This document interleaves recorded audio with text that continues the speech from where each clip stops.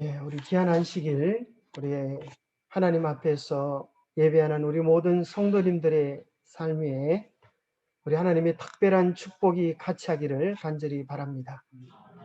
이 모든 것들이 하나의 과정입니다. 어디로 가는 과정이죠? 어떤 목사님의 그 카톡 제목으로 우리는 귀향 중에 있다, 그렇게 적어놨어요. 참 멋진 표현 같아요. 이제 조금 있으면 우리나라 설이 다가오지만, 그래서 그때 고향으로 가지만 우리에게 있어서 정말 고향, 정말 본향은 하늘이기 때문에 우리의 마음속에 늘 그런 생각을 하고 살면 좋겠어요. 우리는 귀향 중에 있다. 고향으로 가는 길목에 있다. 오늘 특히 이번 한 주간 우리 영상으로 우리 사경회를 보았는데, 혹시 놓친 부분이 있다면 다시 한번 보셔서 우리 창조 신앙과 세천세의 기별의 정말 중요한 내용들을 통하여 우리가 영적으로 무장될 수 있게 되기를 바랍니다. 이것은 아주 중요한 내용입니다. 창조의 내용은 창세기 1장부터 나오는 내용일 뿐 아니라 성경 전체를 관통하는 너무나 중요한 내용입니다. 특별히 이 세상 마지막 시대의 사람들의 운명을 결정짓는 세천세의 기별의 핵심 내용을 보면, 또 보니 다른 천사가 공중에 날아가는데 땅에 거주하는 자들 곧 모든 민족과 종족과 방언과 백성에 전할 영원한 복음을 가졌더라. 그가 큰 음성으로 이르되 하나님을 두려워하며 그에게 영광을 돌리라. 이는 그의 심판하실 시간이 이르렀음이니 하늘과 땅과 바다와 물들의 근원을 만드신 이를 경배하라 하더라.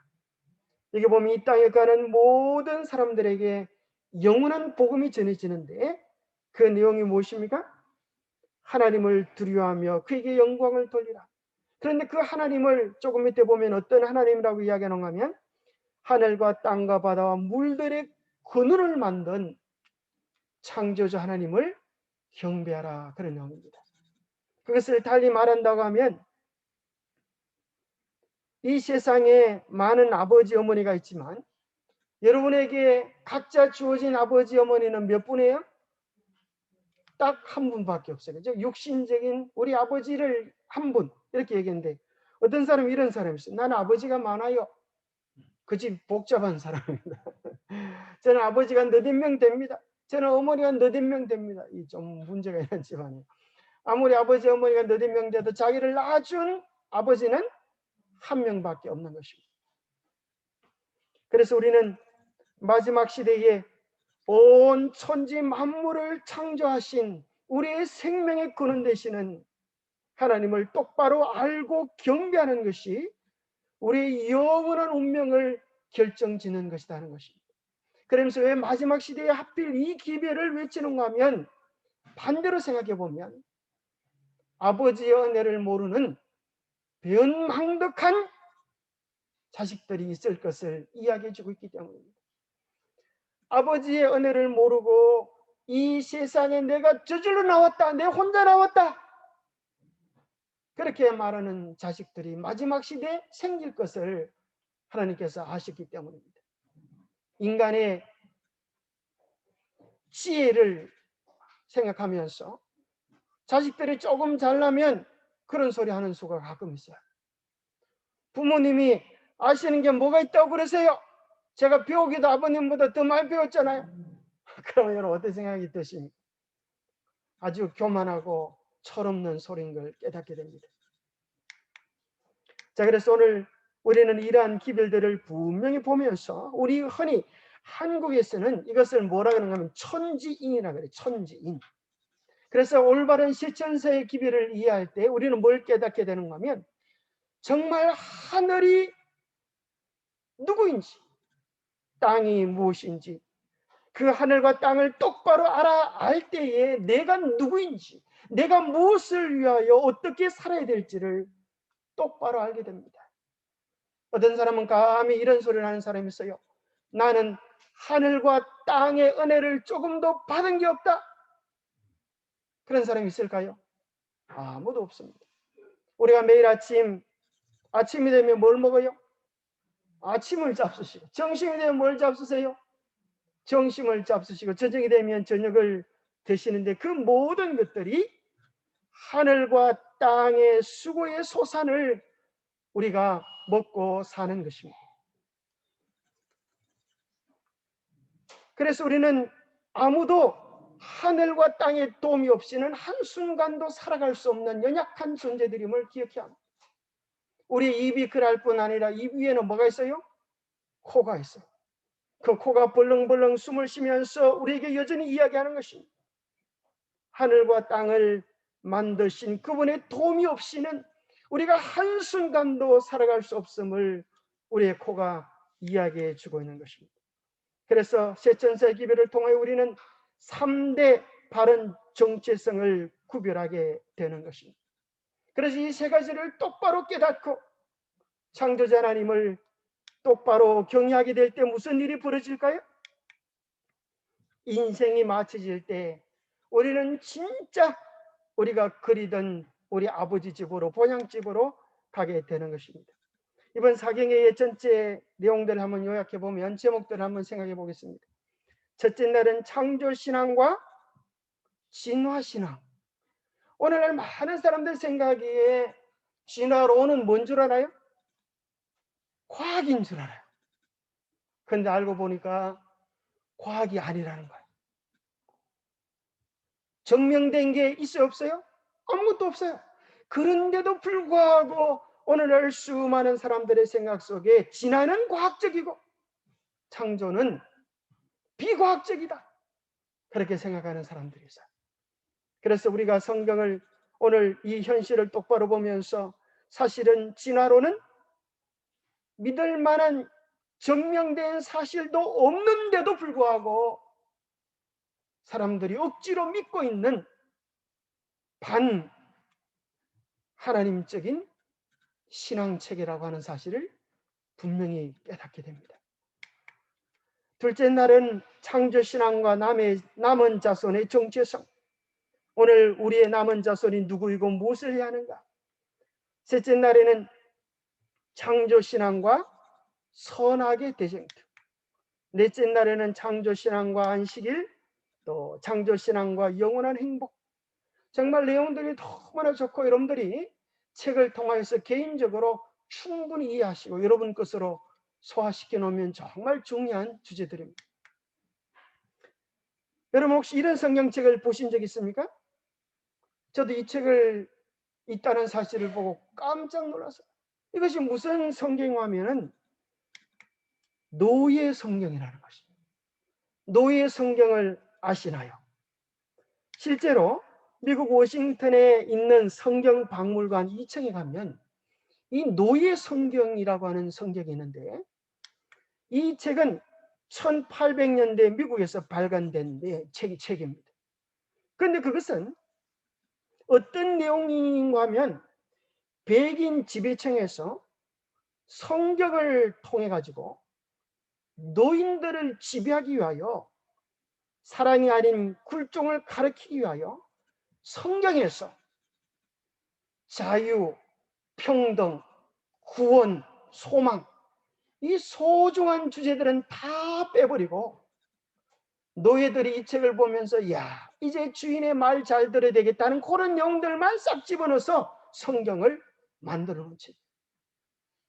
그래서 그 책에는 구약의 약 90%, 신약의 약 50%가 삭제되거나 편집되었다는 거예요. 여기 보면 그 당시 이 책이 출간될 당시 노예들을 지배하기 위해서 목에다 이런 갈고리를 만들어 놔서 도망가지 못하도록 그렇게 아주 철저하게 사람을 짐승 취급했던 것을 보게 됩니다. 여기 보면 출애굽기를 보면 출애굽기 1장부터 18장은 어디 갔는지 없어졌어요. 19장부터 시작돼요. 왜 그런가 하면 출애굽기 1장부터 18장은 이스라엘 지도자 모세가 유대인들을 이끌고 압제를 피해서 이스라엘을 탈출했던 극적인 장면을 기록해 놓았기 때문에 그것을 보면서 노예들의 마음속에 우리도 자유를 얻고 싶다 하는 그런 생각이 들지 못하도록 그 부분을 삭제해 버렸어요. 뿐만 아니라 갈라디아 3장에 보면 유대인이나 헬라인이나 종이나 자유인이나 남자나 여자나 다 예수 그리스도 안에서 하나님이다. 얼마나 좋은 말씀입니다. 그러나 이 복음에는, 노예 성경에는 그 내용이 없는 것입니다. 그리고 요한계시록 영원한 구원에 대한 메시지도 거의 다 삭제해 놓았습니다. 그리고 그 책에는 강조되는 부분은 이런 것입니다. 주인의 뜻을 알고도 그 뜻대로 행하지 아니하는 종은 많이 맞을 것이요. 너희도 명령을 받은 것을 다 행한 후에 이르기를 우리는 무익한 종이라 우리가 하여야 할 것을 한 것뿐이라 할지니라. 이런 것들은 아주 강조해서 준비했습니다. 이런 내용을 보면 무엇을 느끼는가 하면은, 성경이 그렇게 써질 수도 있겠구나.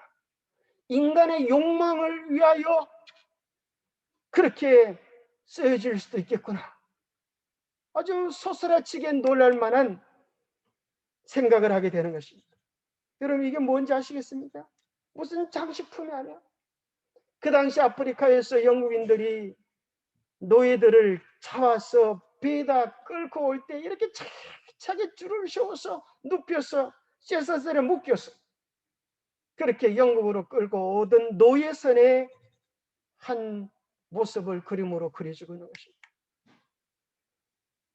공간을 줄이기 위하여 노예 위에 노예를 또 이렇게 놓고, 그래서 그 가운데 대소변도 제대로 할 수 없는 이런 부자유함 속에서 때로는 많은 사람들이 그 속에서 죽어가는 끔찍한 일을 경험했던 사실을 보면서 성경을 제 마음대로 짜집기 하고 편집하는 일들은 복음 성경이 아니라 오히려 그것은 사단적인 경전이다, 그런 생각이 들기도 하는 것입니다. 한번 생각해 보세요. 도대체 어떤 심정으로 하나님을 믿는다고 하는 사람들이 그런 책을 쓸 수가 있어요? 그죠? 제정신으로 그렇게 할 수 있겠습니까? 감히 어떻게 그런 정신을 가지고 하나님을 믿는다고 감히 하나님 앞에 이야기를 할 수 있겠어요? 정말 두렵고 놀라운 것입니다. 뭐가 없기 때문에 그래요? 하나님을 두려워하는 마음이 사라져버렸기 때문에 그런 것입니다.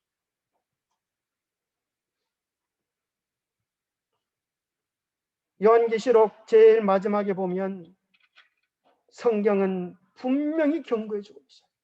이 성경 말씀 가운데에서 만일 누구든지 이것들 외에 더하면 이 두루마리에 기록된 재앙들을 그에게 더하실 것이요. 만일 누구든지 이 두루마리의 말씀에서 제하여 버리면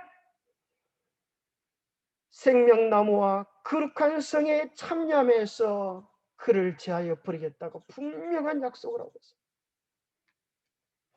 그런데 오늘날 많은 사람들은 비록 노예의 성경은 쓰지 않지만 많은 사람들이 자기 생각으로 받을 만한 것들은 받고 받기 싫을 것들은 보지 않는 것입니다. 마치 그것은 마귀가 뭐 하는 것 똑같은가 하면 꽁 안경을 씌우는 것과 똑같아요. 사람만 안경 쓰는 게 아니라 꽁들도 안경 쓰는 시대에 살아가고 있습니다. 꽁 안경. 참 희한하죠. 꽁도 안경 써요. 안경 쓰면 폼이 나는 게 아니고 꽁 안경을 씌우는 이유는 하늘을 보지 못하게 하는 거예요. 꽁이 하늘을 보면 하늘로 마음껏 날아서 도망칠 수 있기 때문에 안경을 씌워서 하늘을 바로 보지 못하게 하고 닭처럼 먹고 살다가 그들의 노예가 되어서 죽도록 만드는 것이 꽁 안경의 목적인 것입니다. 마귀도 오늘 우리들에게 이렇게 이야기합니다. 여러분들이 성경을 보려고 하면 얼마든지 보십시오. 그러나 내가 여러분들에게 잘못된 안경, 사단적 안경을 끼워 놓겠습니다. 그것이 무엇인가 하면 여러분은 잘났습니다. 여러분은 똑똑합니다. 그렇기 때문에 여러분의 지식의 안경으로 이 성경을 보십시오. 여러분의 오만한 자존심의 눈으로 성경을 보십시오. 성경도 당신보다 높지는 못합니다. 하나님도 당신보다 높지는 못하기 때문에 당신의 오만한 교만으로 성경을 필요되는 부분은 받아들이고 그렇지 않은 부분은 삭제하면 됩니다. 그것이 무엇인가 하면 오늘 우리 생각들 속에 과학이라고 하는 탈을 쓰고 등장한 진화신앙이 하나님의 이름에 욕을 돌리고 감히 하나님을 두려워함이 없이 성경의 근본적인 사상을 잘못 이해하도록 유혹하고 있는 것입니다. 이것이 누가 하는 일인가 하면 마지막 시대에 등장할 즉 그리스도가 할 일입니다. 하나님을 두려워함이 없도록 만들어주는 것. 여기 보면 진화론이 얼마나 말이 안 되는 소린가. 이게 이제 중고등학교 과학책에 나오는 내용인데요. 생명의 기원과 진화에 보면 이렇게 되어 있어요. 파스텔의 실험은 자연 발생설을 완전히 부정하였으나 파스텔이가 실험을 해보니까 자연이 생겨날 수 있는 것은 아무것도 없다 이거예요. 여러분 여기 많은 분들이 계신데 배꼽 달리지 않으면 손 들어봐. 아무도 없어. 그것이 뭘 증명해 주는가 하면 나는 부모님께로부터 탯줄로 생명을 이어받았다라고 하는 증거들입니다. 저쪽 우리 구미에 가까운 곳에 가면 세종대왕 태 무슨 지가 있어요. 그게 뭐냐면 탯줄 잘라서 보관해 놓은 곳입니다. 참 희한한 것이 있죠. 저는 그게 처음 들을 때 그게 뭐 그런 걸 보관해 놓나 생각이 되지만 생각해 보면 그 탯줄이 뭘 증명하는가 하면 왕통의 정통성을 증명해 주는 그런 것을 아주 쓰여지는 가치가 있는 것입니다. 자, 이 세상에 배꼽이 달리지 않은 사람이 아무도 없다는 말은 저절로 생길 수 있는 것이 아무것도 없다는 거예요. 심지어 좋은 개는 개도 뭐가 있어요? 족보가 있어요. 그런데 사람이 돼가지고 족보를 모르면 죄송하지만 강하지만 못한 거죠. 여기 보면 최초에 모든 것이 자원 발생되지 않았다고 하면 누군가 만들었다고 하는 것이 정답인데 그 사실을 받아들이기 싫어하자 과학책에는 뭐라고 이야기하는가 하면 최초의 생명이 어떻게 시작하였는지에 대한 문제는 해결하지 못하겠다. 오늘날 대부분의 학자들은 생명이 무생물로부터 오랜 세월에 걸쳐 점진적으로 자연이 생겨난 것으로 뭐하고 있다? 믿고 있다. 그러니 신앙이라는 거예요. 믿고 있다. 말이 안 되는 게 뭔가 하면 완전히 부정하였으나 완전히 뭐예요? 0%. 0% 속에서 생명이 점진적으로 자연이 생겨난 것으로 믿고 있다고 하니 그들이 믿는 진화신앙이 얼마나 허무맹랑한 것인지를 단적으로 보여주는 한 문장인 것입니다. 인생은 누가 뭐래도 B와 D 사이의 C다. 프랑스의 실존주의 철학자 장폴 사르트르가 얘기했는데 참 멋진 말이에요. B라는 말은 탄생이라는 거죠. 영어로. D라는 말은 죽음. 인생은 태어나서 죽음으로 가는데 그 가운데에 뭐가 있다? C가 있다. 초이스가 있다. 누가 뭐래도 여러분 책을 보면 그런 게 나와요. 진화론자들이 아무리 진화론이 틀렸다고 얘기해도 우리는 그것을 결국 믿고 싶다. 믿을 거다. 그렇게. 왜 하나님을 보지 못하는가? 하나님을 보려고 하는 마음이 없기 때문에. 하나님을 정말 믿고 싶은 겸한 마음이 없기 때문에 보여지지 않고 깨닫지 못하는 것입니다. 하늘과 땅 어느 것 하나도 저절로 존재한 것이 없는데 어떻게 우리가 저절로 존재한다라고 말할 수 있겠습니다. 우리의 삶은 선택의 결과입니다. 신이 우리에게 주신 가장 위대한 선물 가운데 한 가지는 자유의 의지를 주셨다고 하는 것입니다. 우리는 오늘 생명을 선택할 수도 사망을 선택할 수도 있습니다. 그 선택하는 것들이 반복되어져서 굳어지는 것을 뭐라고 이야기하는가 하면 신념이라고 말합니다. 그것이 우리의 믿음이 되어지고 그것이 한 사람의 인생을 좌지우지하는 사상, 가치관 이런 것들을 만들어가는 것입니다. 그래서 우리는 창조신앙에 대하여 한번 생각해 보십시오. 창조신앙이라고 하는 것은 달리 말하면 창조주 참 하나님을 믿는 신앙입니다. 그래서 그것은 하늘을 똑바로 아는 것입니다. 우리나라 사람들은 예로부터 하늘 무서운 줄 알았어요. 그래서 옛날에 용의 눈물이라고 하는 그 드라마에 보면 비가 오지 않자 왕이 하늘을 향하여 울면서 기도합니다. 하늘이시여, 하늘이시여, 제가 지은 잘못을 통하오니 저를 보내주시고 제발 이 백성에게 비를 허락해 주옵소서. 그렇게 울며 기도를 하고 나니까 하늘에서 비가 왔다. 이 조선 실록에 기록되어 있는 용의 눈물의 그 근간이 되는 내용입니다. 요즘 아이들에게 하늘 무서운 줄 몰라? 이런 소리 하면 아이들이 그게 뭔 소리? 씨가 막힌다네요. 씨가 막힌다. 왜냐하면 아이들의 생각과 관념 속에 이미 하늘은 지워져 버렸기 때문에. 뭐가요? 진화론. 진화론은 우리에게 이렇게 이야기하는 거예요. 하나님은 없다.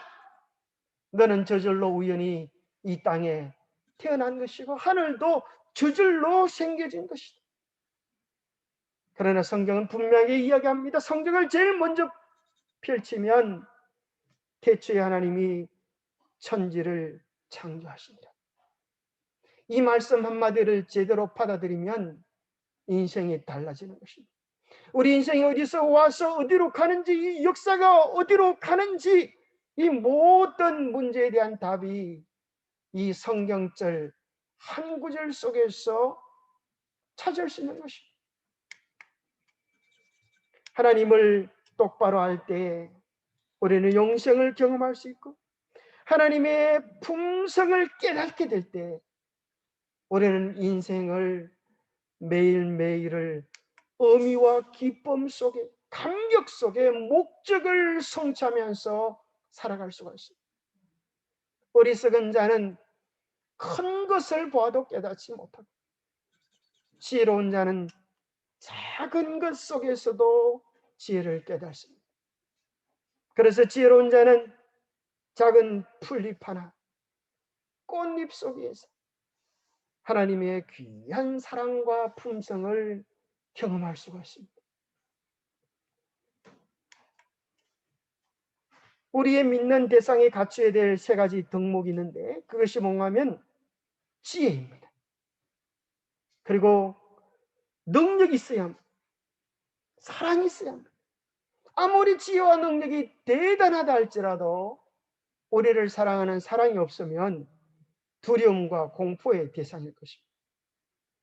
그런데 사실 진화론의 배경에는 뭘 믿고 있는가? 자기 지식, 자기 이성을 믿고 있어요. 그리고 여러분들이 진화론을 믿으면 아무도 여러분의 인생을 책임져 주지 못합니다. 창조론, 바른 하나님 창조를 깨닫게 되어지면 우리는 이 세상의 모든 것들이 저주로 되어진 것이 아니라 하나님의 놀라운 지혜들로 되어졌다고 하는 사실을 깨닫게 됩니다. 그래서 오늘날 최고의 지성인들은 이렇게 이야기합니다. 이 온 우주를 볼 때 저절로 된 게 아니고 위대한 분이 디자인한 것이다. 그런 사실을 깨닫습니다. 그래서 그 피보나치 수율이라고 하는 그 수율이 있죠. 식물의 90%를 90%에서 발견되어지는 숫자의 배열. 하나님의 창조의 증거들인 것입니다. 지난 일요일 날 우리 애들이 저 대구 아쿠아리움에 한번 놀러 가보자고, 우리 손녀가 왔으니까 한번 구경시켜 쭉 보겠다고 우리 둘째 딸이 티켓을 끊었어요. 티켓을 끊어가지고 이제 모처럼 이제 이 대구 아쿠아리움 여러분 들어보셨어요? 대구역 옆에 있는데, 아이고 가보니까 거기는 막 코로나 시대인데 사람이 얼마나 많은지 모르겠어요. 북적북적 아주 엄청나게 많아요. 근데 거기서 정말 신기하고 놀라웠던 것이 뭔가 하면 물총, 물고기를 봤어요. 참 제가 얘기만 들었지 그런 건 처음 봤어요. 물고기가 뭘 싸요? 물총을 싸요, 세상에. 물고기가 크지도 않아. 그래서 먹이를 한 여기서 한 3, 40cm 위에 되는 곳에다가 그 이제 그거는 물고기 좋아하는 그 벌레는 거기서 돈을 주고 사야 돼. 1,000원 하면 한 서너 마리 주는 것 같아. 서너 마리. 서너 마리 주는데 거기 이제 바구니, 철조망으로 된 바구니가 있어. 바구니에 딱 올리자마자 여러분들이 한 40cm 정도 되는 데인데 여러분들이 어떻게 봤는지 걔들은 물속에 있어요. 물에서 물종을 탁 싸가지고 곱벌레를 탁 떨어뜨려가지고 잡아먹는 거야. 참 신기하더만요. 여러분 궁금하시면 한번 가보시기 바랍니다. 그 물고기가 크지도 않아요. 요 손바닥에 반 정도밖에 안 돼 보이는데 그놈들이 물총 쏘는 기술은 어디서 배웠는지. 제가 그래서 어떤 분하고 그래 봤어요. 이야, 그 물고기 참 대단하더라. 그러니까 그분이 하는 소리가, 그거 물고기 중에 그거 연구한 물고기는 아마 박사 논문 땄겠네. 그거 연구 개발한 물고기는 아마 걔들 다 모아가지고 그거 학원 이수시킨다고 돈도 많이 벌었겠어. 그럼 그 물고기가 스스로의 능력으로 지혜로 물총을 만들어내려면 몇백 년 연구한 물총 하나 만들어내겠어요. 나이를 보면 참으로 이 세상 천지만물의 모든 짐승들이 사람보다 한 가지 이상 나은 초능력들을 가지고 있습니다. 우리가 아는 모기 파리도 그래요. 여러분 파리도 초능력이 있습니까? 엄청납니다. 바쁠때기 하나 먹고 하루 종일 살아가는 그런 에너지의 힘을 갖다 오늘 로봇가 가지고 있다면 대단한 기술인 것이죠. 모기도 엄청난 기술을 가지고 있어요. 초인적인 기술을 가지고 있어요. 모기는 어리벙벙한 간호사 같지 않아가지고 한 방에 혈관을 뚫어요. 뚫으면서도 언제 뚫는지도 몰라. 기가 찹니다. 기가 차. 피가 응고되지 않도록 특수 또 약물 처리를 한다는 거예요. 사람이 뭐 엑스레이 찍는다고 똑똑하다 그러지만 박쥐는 벌써 몇 수천 년 전부터 3D로 그냥 엑스레이를 찍어내. 레이저를 활용한다. 레이저가 아니고 레이더. 그러니 이 세상에는 모든 것들은 다 한 가지 이상씩 초능력을 가지고 있는데 그걸 배우기 위하여 학원 다닌 게 아니고 박사학위 딴 게 아니고 우리 하나님께로부터 얻은 특별한 능력인 것입니다. 벼룩은 자기 몸보다 몇 배 더 높이 뛰어오를 수 있다 그래요? 200배 더 높이 뛰어오를 수 있다. 여러분이 만약 벼룩만한 실력만 가진다면 아파트 뛰어넘는 건 문제도 아니야. 알고 보니까 우리는 벼룩보다도 못한 거야. 벼룩보다. 사실 온 인류가 지금 막 죽을 똥살똥 오늘 몇 명 죽었나 고민하는 이유도 눈에 보이지도 않는 코로나 하나 때문에 그러잖아요. 눈에 보이지 않는 눈곱보다도 더 작은 코로나 때문에 아이고 죽겠네 그러는 거 아니에요. 신뢰의 대상은 이 세상의 모든 지보다 더 큰 지, 이 세상의 모든 능력보다 더 큰 능력, 이 세상의 어떠한 사랑보다 더 큰 절대적 사랑을 가지고 계신 분이세요. 그 사랑이 우리를 돌보고 계시다고 생각하는 것이 좋아요? 아니면 이 세상 아무것도 없어 내 혼자 살다가 죽으면 끝이야 그러는 게 좋아요? 여러분, 생각은 여러분 자유지만 어느 것을 선택하냐에 따라서 우리의 영원한 운명이 달라진다는 거예요. 참 성경은 이야기합니다. 여러분은 하루살이처럼 왔다 가는 존재가 되라는 거예요. 급빛잔에 하루살이가 빠져 죽으면 사는 소리가 인생 사는 건 뭐 별 거 있나? 내가 썸맛 단맛 다 봤다. 그렇게 하고 죽더랍니다. 급빛잔에 썸맛 단맛이 있긴 하지만 그것이 어찌 인생과 견줄 수 있겠습니까? 하나님께서 우리에게 영원한 세계를 주고 싶어 하는 거예요. 이 작은 지구 감옥 지옥 속에 살아가는 인류들에게, 죄로 말미암아 감옥살이 아닌 우리들에게 눈을 열어서 이 모든 천년계를 통하여서 하나님의 지혜를 발견하고 하나님의 능력을 발견하고 그 무한한 사랑을 발견하여서 너희들이 누구인지, 하나님이 누구인지, 우리가 무엇을 위하여 살아야 할지를 깨닫도록 하시는 것이 하늘 땅에 가득 찬 창조신앙인 것입니다. 여기 부저 선자에는 이렇게 영감적인 권면을 하고 있습니다. 언제나 모든 만물을 만드신 하나님을 가리키는 안식일은 사람들에게 자연의 큰 책을 열어서 그 속에서 창조주의 지혜와 능력과 사랑을 찾도록 명령한다.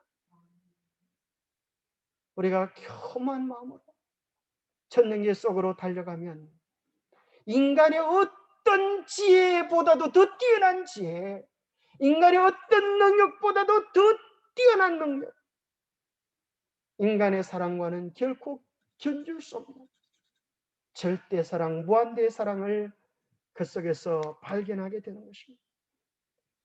창조신앙은 창조주 참 하나님과 맺어지는 관계의 신앙입니다.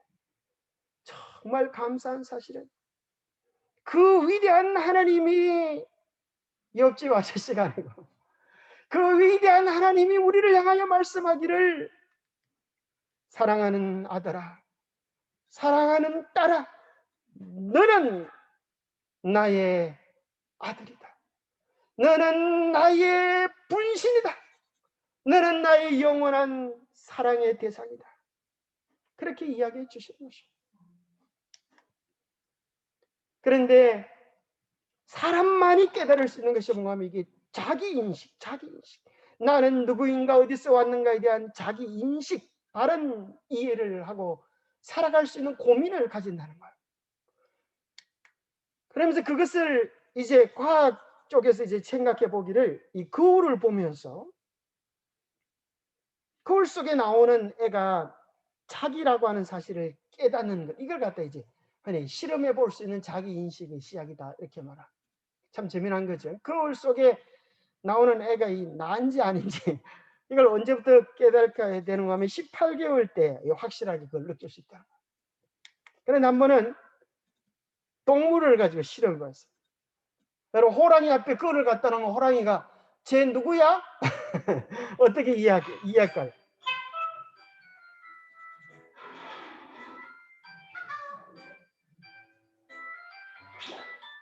숨지 말고 나와라? 자기를 깨닫지 못하는. 그거를 보면서 으르릉, 그러니까 앞에 있는 놈이 또 으르릉 그래요. 그죠? 그러나 옛날 이야기 보면 욕심쟁이 강아지가 고깃덩어리 하나 몰고 가다가 다리를 지나가다 보니까 내가에 보니까 뭐가 있어요? 자기보다 더 큰 고깃덩이를 먹는 놈이 한 놈이 있네. 그래서 이놈아, 그 고깃덩이 더 내놔라. 그러면 입을 떡 벌리다 보니까 자기 입에 있던 고깃덩이가 뚝 떨어졌다는 그런 소리가 있죠. 짐승들은 뭐가 없는가 하면 자기가 누구인지에 대한 고민이 없어. 내가 어디서 와서 어디로 가는지에 대한 고민이 없어. 그러나 사람이라고 하는 것은 자기에 대한 깨달음, 내가 누구인가, 내가 어디서 와서 어디로 가는가, 내가 무엇을 위하여 살아야 하는가에 대한 깊은 깨달음이 있기에 우리는 사람일 수 있고, 사람일 수 있기에 비로소 하늘을 향하여 예배하며 위대한 하나님의 자녀의 정체성을 가지고 살아갈 수 있다는 것입니다. 그럴 뿐 아니라 바른 창조신앙을 가지면 온 우주를 이해하는 바른 세계관을 가질 수 있게 되죠. 하나님을 깨닫지 못하면 별을 보면서 별은 별고 별이고 나는 나고 아무 상관이 없어. 그러나 우리가 하나님을 바로 깨닫게 되어지면 온 우주를 보면서 뭘 느껴요? 우리를 만드신 하나님의 위대한 창조 솜씨와 특별히 오리온 성자의 열린 공간을 바라보면 저는 그런 생각이 들어요. 야, 우리 집 대문이 저기 있네. 그런 생각이 들어요. 세상에, 이 세상에 것보다 조금 비교할 수 없는 엄청난 영광의 대문이 나를 향하여 기다리고 있네. 그런 생각이 드는 것이죠. 사실은 이 부모라고 하는 존재가 얼마나 중요한지 제가 부모님이 돌아가시고 나니까 조금 깨달을 것 같아요. 참 희한하죠. 사람이 참 철이 없어, 그죠? 부인이 얼마나 좋은지 언제 깨달은다는 거예요? 부인이 죽고 나면. 남편이 얼마나 좋은지 남편이 죽고 나면 그때 깨달은다는 거예요. 인생이 뭔지 알만 하면 인생이 우리 곁을 떠나버리고 맙니다. 그래서 그러잖아요. 있을 때 잘해. 후회하지 말고. 여러분, 우리에게 생명이 붙어 있는 때에 우리 인생을 바르게 깨달아야 하지 않겠습니까? 우리 인생이 가버리고 나서 아무리 후회해도 돌아올 수 없는 인생, 한 번뿐인 인생, 헛된 것을 믿고 의지하지 말고 바른 창조신앙을 통하여 하늘도 깨닫고 땅도 깨닫고 내가 누구인지도 깨달아야 하지 않겠습니까? 짧은 시간이지만 부모가 계시지 않으니까 뭐가 없어지는가 하면 구심점이 없어요. 형제들의 구심점이. 참 부모의 존재가 얼마나 큰가 하는 사실을 깨닫게 되는 것 같아요. 그래서 부모가 있을 때 부모로 인하여 형제도 형제이고 자매도 자매이고 그 속에서 사랑을 누리고 나누는 것처럼 우리도 창조자 하나님을 발견할 때 너는 너가 아니요 나는 나가 아니요 우리는 다 같은 누구라고 하는 사실을 깨달아요? 하나님의 자녀라고 하는, 우리가 남남이 아니라는 것, 우리가 다 같은 하나님 안에서 한 가족이요 형제라고 하는 사실을 깨달으면 그게 더 이상 뭐가 없어요? 차별이 없어요. 배척이 없어요. 비교가 없어요. 무시하는 게 없어요. 갑질이 없어요. 너의 기쁨이 나의 기쁨이고 너의 슬픔이 나의 슬픔이고 우리가 하나 되어지는 은혜를 그 속에서 누릴 수가 있는 것입니다. 참 받아들이기 어려운 것이 뭔가 하면 다 막이는 사람들의 마음속에 무슨 생각을 집어넣는가 하면 너는 잘났다. 너는 남과 비교하지 못할 정도로 잘났다. 여러분 그런 생각이 좀 드세요? 그러면 인생이 불행해지기 시작합니다. 내가 잘났기 때문에 뭔가 대우받아야 된다고 생각하면 그때부터 인생이 불행이 시작해요. 내가 존경받아야 되고 대접받아야 되고 뭔가 받아야 된다고 생각하면 그때부터 인생은 불편해지기 시작합니다. 자아가 온전히 없어질 때 그의 마음속에는 하늘의 평화가 깃들일 수 있습니다. 그래서 창조신앙은 우리에게 정말 위대하고 가치 있는 인생을 이야기하는데 진화론은 우리에게 이렇게 얘기합니다. 하나님은 계시지 않아. 하늘과 땅은 저절로 된 거야. 리처드 도킨스의 만들어진 신. 신은 과연 인간을 창조했는가? 눈먼시계고 이기적인 유전자. 이런 책을 쓴 리처드 도킨스의 책이 오늘날 대학생들의 봐야 될 우선순위 책으로 선정되어져. 이런 책들에 보면 이렇게 되어 있습니다. 신은 착각이며 유해한 착각이다. 부모와 자식 사이에 그렇게 말하는 것 똑같아요. 부모는 착각이며 부모가 없는 것이 오히려 속 편한 거다. 기가 잘 논다네.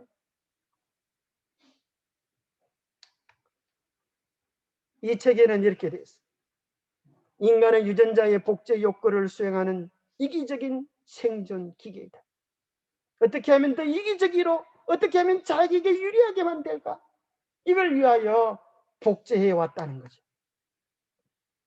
여기 이렇게 출간 30주년 기념도서, 과학을 넘어선 우리 시대의 고전, 서울대 권장도서 백선선정, KBS TV 책을 말하다의 방영, 참, 대학 신입생을 위한 추천도서 선정, 이런 것들이 오늘날 사람들의 생각 속에 자리 잡고 있으면서 뭘 생각하도록 만드는가 하면 하나님은 계시지 않는다. 인간의 유전자는 이기적이어서 참된 행복은 이기적인 것을 추구할 때 얻을 수 있는 것이다. 그래서 아이들이 자기 스스로의 분노를 제어하지 않습니다. 부모들이 자기 자녀 좋을 대로 다 해줍니다. 법이 없어요. 규칙이 없어요. 그래서 어린아이들이 성을 내면 헐크처럼 변해버리는 것이죠. 아이들의 기를 죽이면 안 된다고 그냥 키워만 주는 것이죠. 나 중심적인 세계관 속에는 하나님이 계시지 않고 이웃도 없는 것입니다.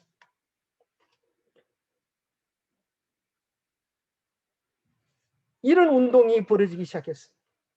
아마도 신은 존재하지 않은 것 같다. 그러니 걱정 말고 인생을 마음껏 즐기라. 버스에 이런 큰 광고판을 붙이고 다녀. 그리고 이런 무신론적 광고판을 달기 위한 모금운동을 벌이자 많은 사람들이 여기다 돈을 보내는 거야. 오늘날 사람들은 왜 이런 짓을 하는가? 왜 이런 짓을 하는가?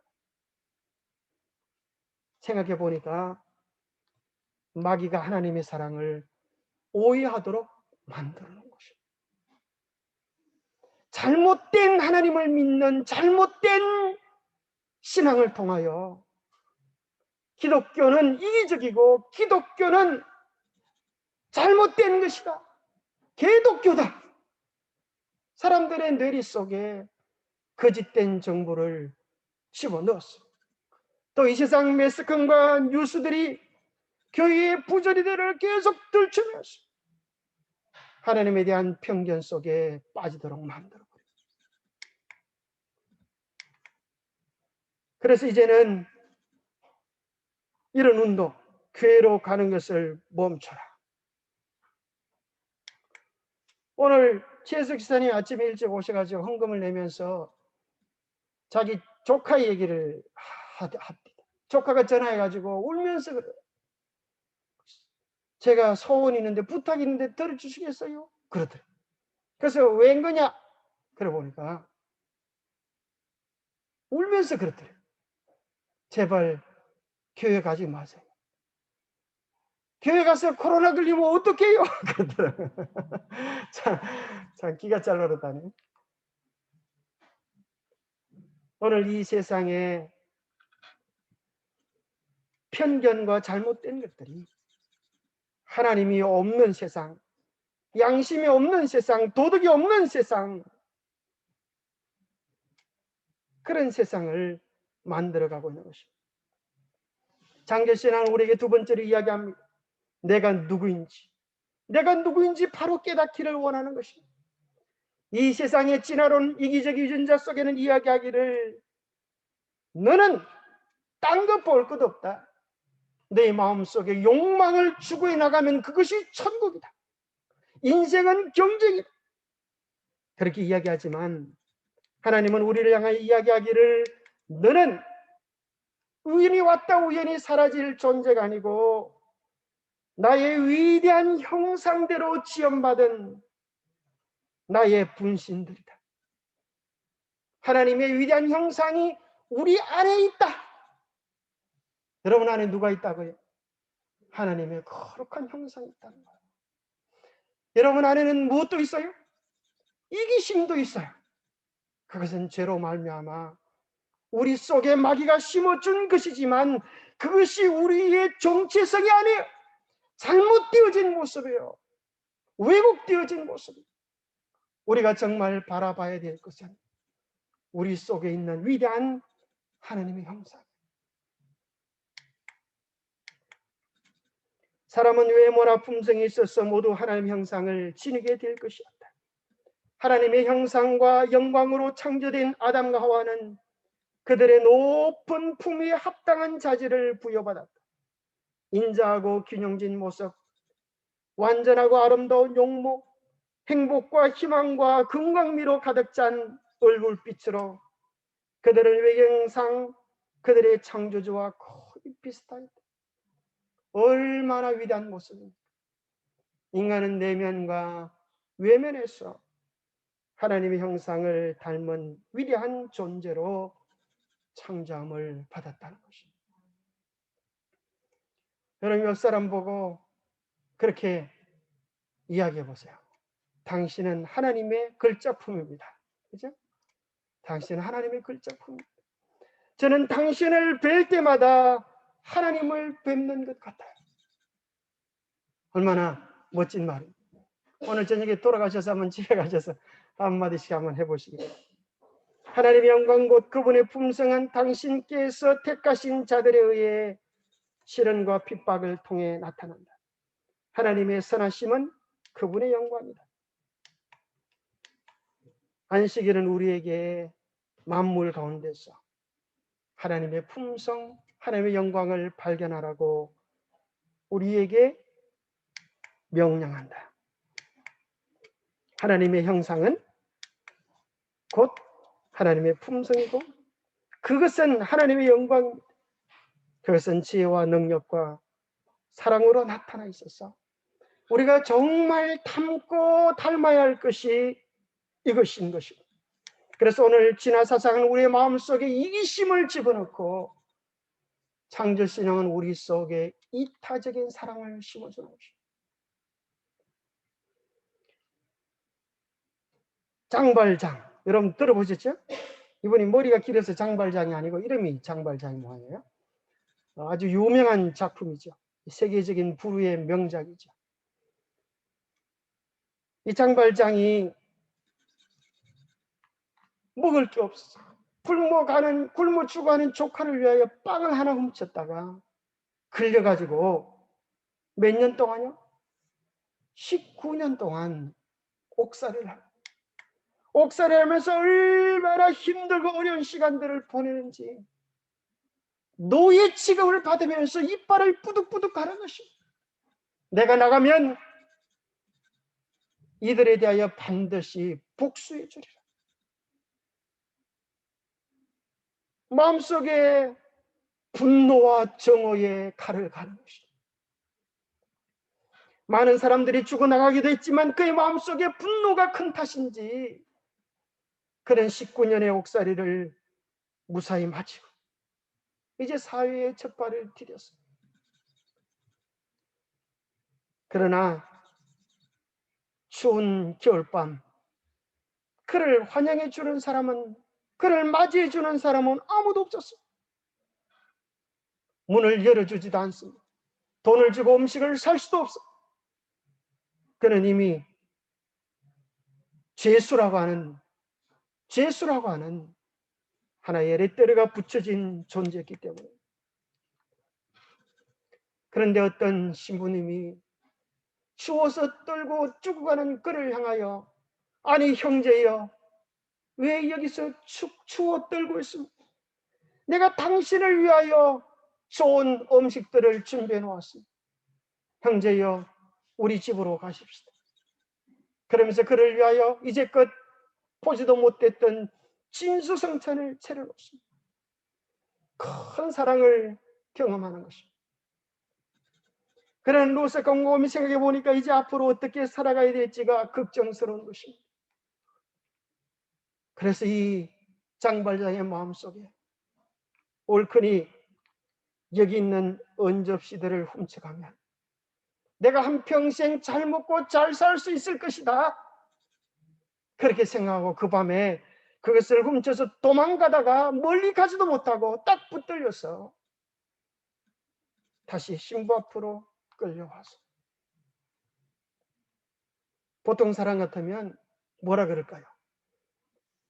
야, 이 배은망덕한 놈아, 내가 너한테 어떻게 했는데 나한테 이럴 수가 있어. 교회를 좀 다니면 마음을 가라앉히고, 그래, 나는 부드러운 소리를 해야지. 아유, 이제 뭐 잡아왔으니 돌려받았으니 됐습니다, 이럴 수도 있어요. 그러나 이 신부님은 특별한 마음이 있어요. 뭐라고 이야기하는가 하면 은잔을 꺼내가지고, 아니 형제요, 내가 이것까지 줬었는데 왜 이것을 안 가지고 가고 그렇게 급하게 가셨습니까?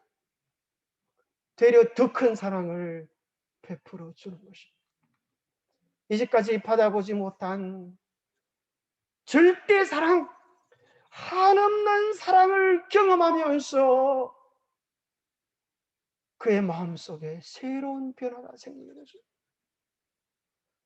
절대 사랑을 경험하고 나서 그의 인생이 완전히 바뀌어지게 되죠.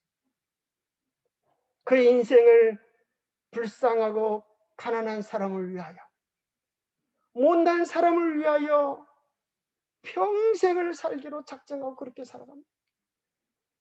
그런데 그 사실을 사람은 바뀔 수 없다.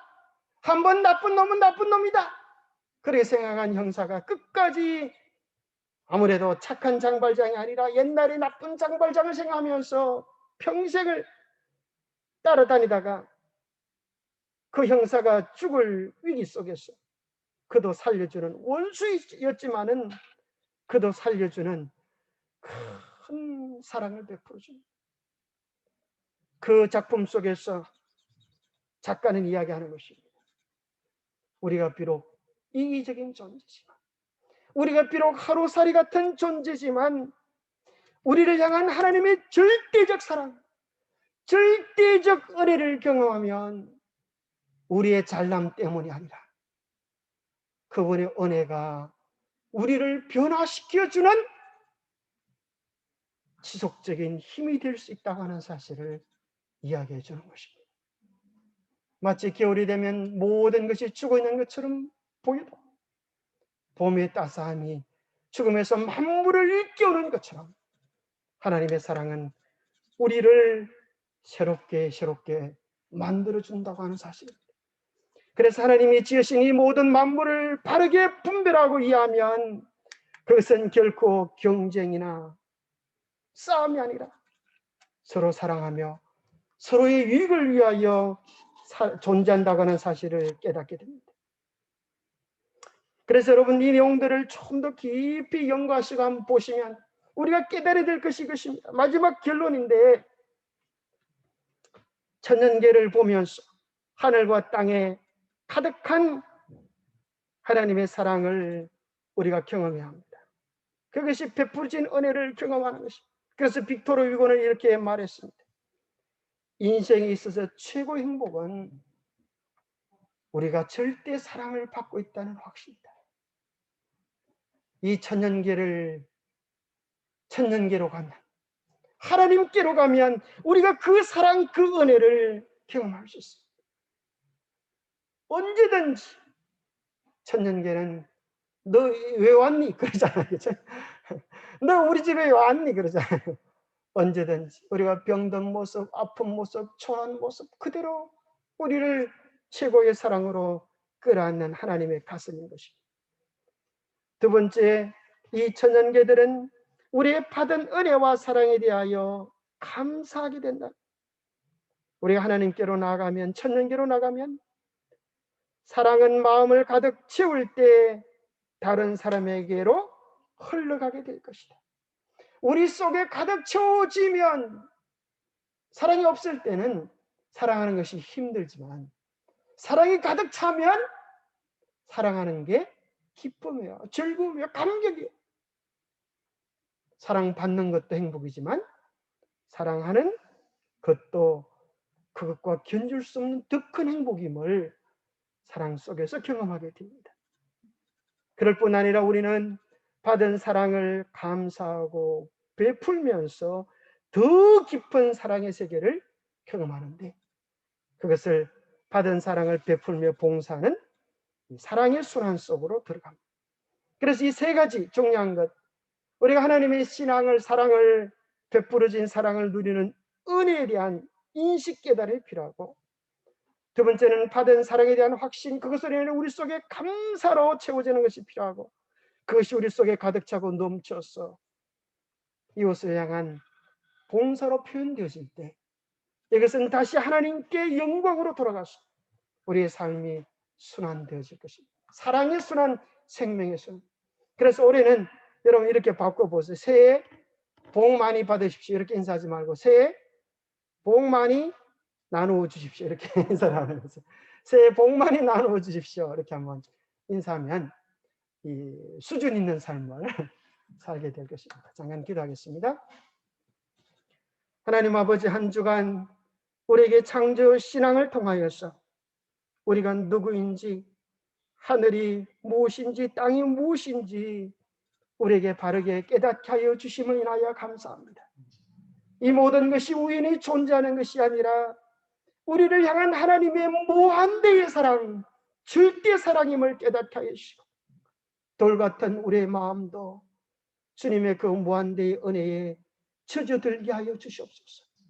메말랐던 우리의 심령 가득히 하나님의 사랑으로 가득 채워지게 도와주시고, 그 사랑이 우리에게 차고 넘쳐서 이웃을 위한 봉사와 헌신으로도 열매 맺게 하여 주시옵소서.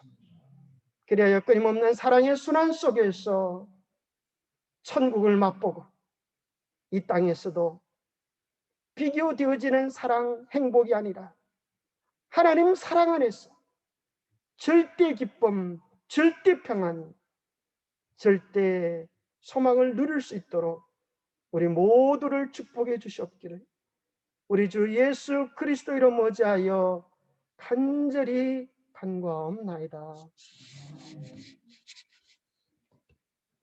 우리 장로님 나오셔서 기도 광고 연락하시면서 여러분 음성을 해지하셔도 되겠습니다.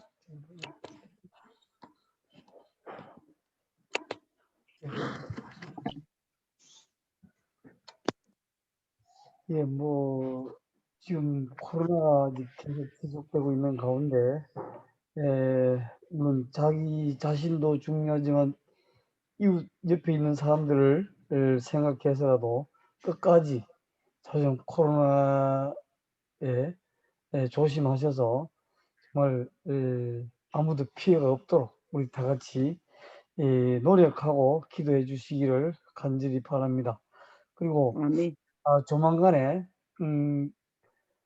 우리 이렇게 지금 완전한 대면 예배를 보기가 좀 어려운 상태에 있어서 아마 조만간에 우리가 교과반을 편성하든지 할 거예요. 그렇게 하니까 그 교과반별로 서로 연락도 하고 또 성경 공부도 좀 열심히 하고 해서 자연 이 코로나 시기들을 잘 이겨낼 수 있도록 다 같이 협조하고 기도하며 신경 써주시기를 바랍니다. 이상 강구를 마치겠습니다. 아멘. 안녕하세요. 네, 감사합니다. 이렇게 안녕하세요, 지사님. 네, 안녕하세요. 오늘 말씀 감사합니다. 감사합니다. 감사합니다. 잘 계시기 바랍니다. 감사합니다. 여러분 또 카톡에 또 여러분 안부들 또 올리시고 잘 서로 교제하며 잘 지내시기 바랍니다. 감사합니다. 건강하세요. 감사합니다. 감사합니다.